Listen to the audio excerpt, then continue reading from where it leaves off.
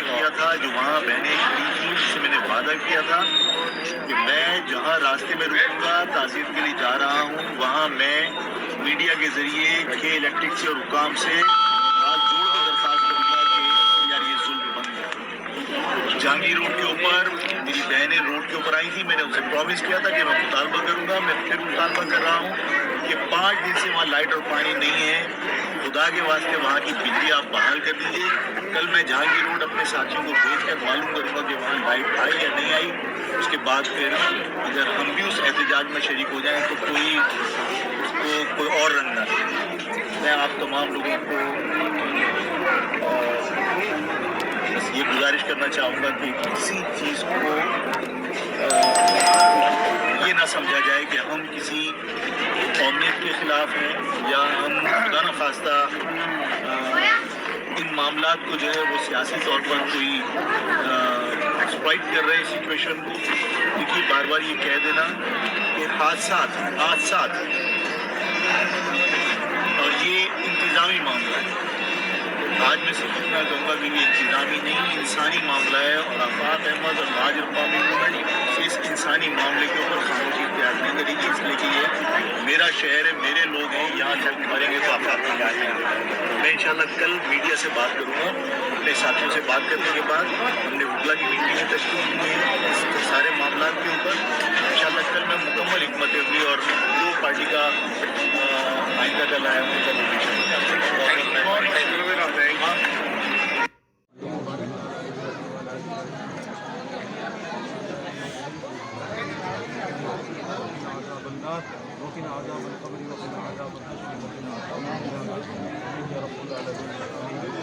आमीन।